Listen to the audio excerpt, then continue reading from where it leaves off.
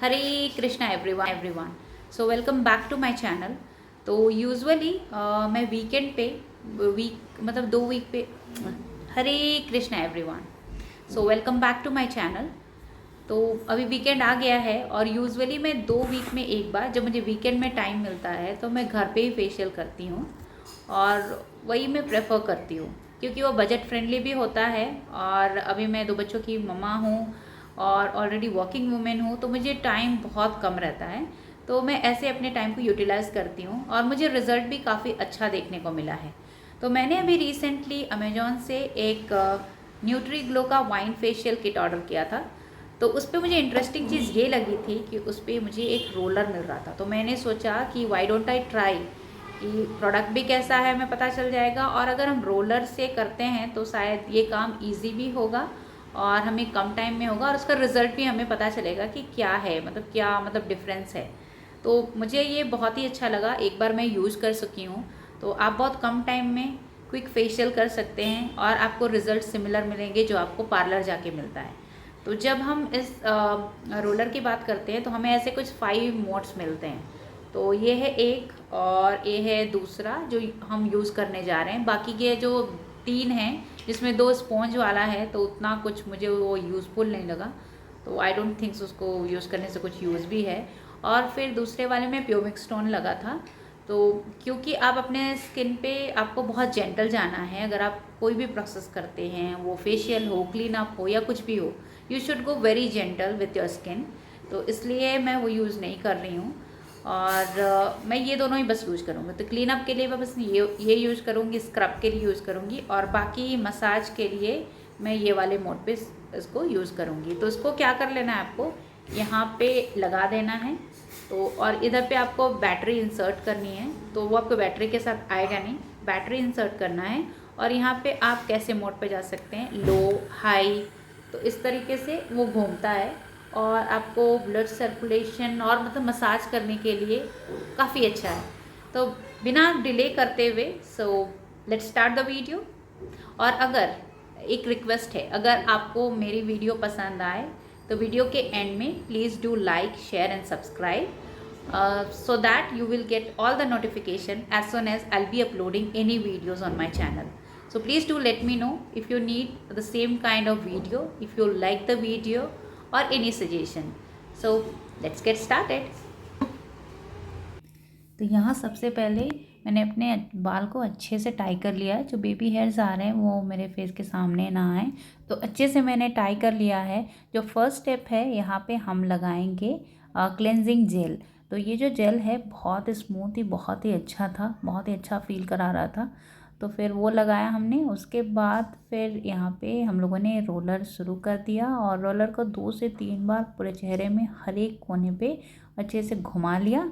तो ये हो गया। वो मुझे फ़ील आ रहा था कि बहुत देर मालिश करने के बाद आपको वो जो वार्म फ़ील होता है ना, वो मुझे मसाजर में भी फ़ील हो रहा था। तो वो होने के बाद फिर जो थोड़े थोड़े जेल बचे हुए थे उसको मैंने अपने हाथों से भी अच्छे से मिला लिया। तो जैसे मैं फेस मसाज करती हूँ वही स्टेप्स मैंने अच्छे से दोहरा लिया और अच्छे से कर लिया। तो ये हो गया हमारा क्लेंजिंग डन। तो अभी जो नेक्स्ट स्टेप था हमारा स्क्रब का, तो स्क्रब जब मैंने देखा तो ये भी जेल के फॉर्म में था। उस पर थोड़ा सा दरदरा सा कुछ था क्रीम पे, जेल पे, तो वही डिफरेंस था। तो फिर उसको मैंने पूरे ऑल ओवर फेस पे लगाया और फिर से मैंने अपने चेहरे पे रोलर घुमाया। तो वो 2 से 3 बार मैंने अपने चेहरे पे हर एक कोने पे अच्छे से फेस रोलर को चला दिया और अच्छे से स्क्रब कर लिया। तो मैंने अच्छे से चलाया और अच्छे से क्लीन कर रही हूँ मैं। और जब मेरा क्लेंजिंग पूरा हो गया तो मुझे ऐसा फ़ील हुआ कि थोड़े से और क्रीम की ज़रूरत है, specially on the nose area, क्योंकि वहाँ पे ब्लैकेट्स ज़्यादा रहते हैं। तो फिर मैंने मसाज करने के बाद जो भी लास्ट की क्रीम बचे थे उसको अच्छे से मसाज कर लिया और स्किन में डिज़ोल्व होने दिया। और फिर थोड़ा एक्स्ट्रा लेके नोज़ एरिया पे लगाया, थोड़ा सा हाथों से स्क्रब किया।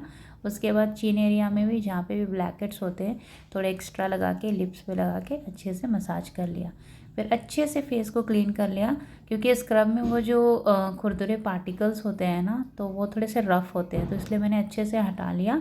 उसके बाद बारी आई हमारी शाइनिंग जेल की। तो वो मैंने अच्छे से लगा लिया। ये भी बहुत कामिंग मतलब फीलिंग दे रहा था, बहुत स्मूथ था।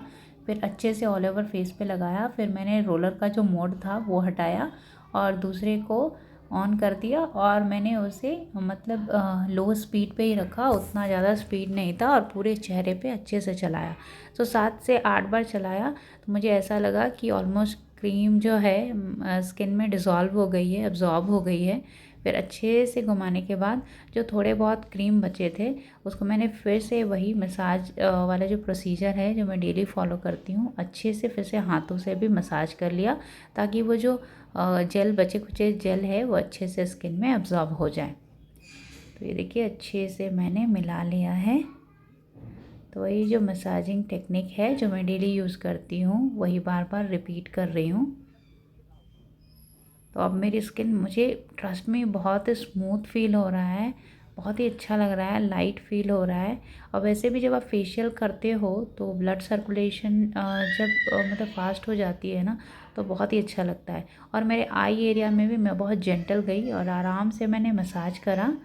तो ये हो गया हमारा मसाजिंग डन। उसके बाद फिर मसाज का यहाँ पे 2 स्टेप्स थे। यहाँ पे एक वाइटनिंग मसाज क्रीम थी, तो वो फिर मैंने अपने ऑल ओवर फेस में अच्छे से लगा लिया, बहुत अच्छे से लगाया। और उसके बाद फिर मैंने रोलर से अच्छे से मसाज कर लिया। देखो मैं कैसे कर रही हूँ, मैंने अच्छे से घुमा घुमा के 7-8 बार में अच्छे से मसाज हो गया। तो मुझे क्या फ़ील हो रहा था ना कि बार बार 7-8 बार करने के बाद भी ये क्रीम थोड़ा थिक था, तो ये अब्ज़ॉर्ब नहीं हो रहा था। मतलब ये थोड़ा फॉर्म टाइप का हो जा रहा था क्योंकि उस पर रोलर बार बार चल रही थी। मैंने हाई स्पीड पे भी चलाया फिर भी। तो फिर मैंने क्या किया ना, जो 7-8 बार अच्छे से रोलर चलाने के बाद जब मुझे बहुत गरम गरम चेहरा पे लगने लगा, तो मुझे लगा कि अब हाथों से ही कर लेते हैं।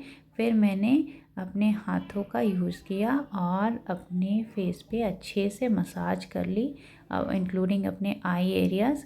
अच्छे से मसाज किया, तब तक मसाज किया जब तक कि स्किन पे पूरे अच्छे तरीके से क्रीम ना चली जाए।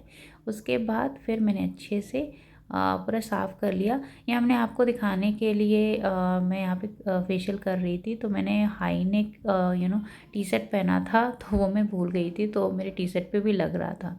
तो फिर वो मैंने क्लीन किया। उसके नेक्स्ट स्टेप था जो स्टीम लेने का।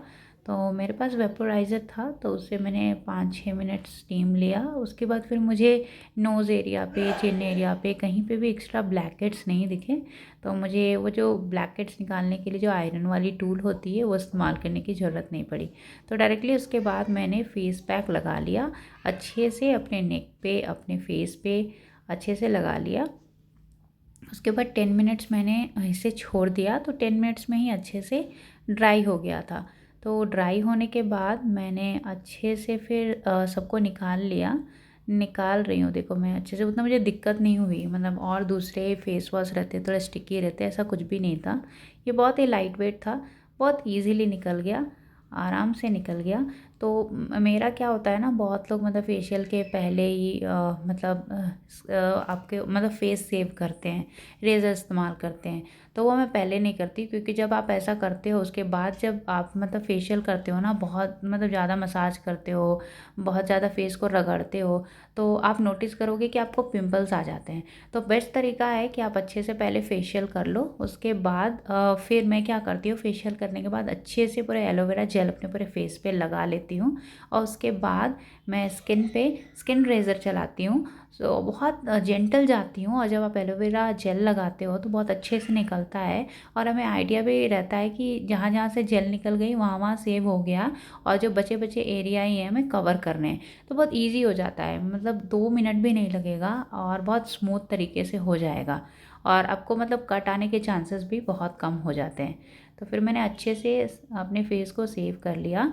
और जब भी मैं सेव करती हूँ तो सेव करने के बाद आप ऐसी स्किन को ना छोड़ें, क्योंकि वो जलने लगता है। उसके फिर अगर आप ऐसे ही छोड़ दोगे तो आपको पिंपल्स वगैरह आने के चांसेस बढ़ जाते हैं। तो अभी मेरा जो करंट फेवरेट है, जो बायोटिक का टोनर मैं यूज़ कर रही हूँ, वो अभी मैं अपने फेस को सेव करने के बाद, क्लीन करने के बाद पूरे चेहरे पे अच्छे से लगा लूँगी और उसे 5 मिनट छोड़ दूँगी। तो फिर जो पिंपल्स वगैरह आने के चांसेस रहेंगे वो मैं पहले ही अवॉइड कर रही हूँ। और ये 100% कारगर होता है। अगर आप ऐसा करते हो तो आपको पिंपल्स वगैरह, छोटे छोटे जो छोटी छोटी फुंसी वगैरह आती है वो नहीं आएंगी। ये मेरी बेटी परेशान कर रही थी तो मैंने उसे भागने के लिए बोला। फिर देखो यहाँ पे फिर मैंने जो सीरम था जो मेरे फेशियल किट पे ही आया था तो वो लगा लिया। और यूजुअली अगर मेरे पास मतलब नहीं रहता तो मैं कोई भी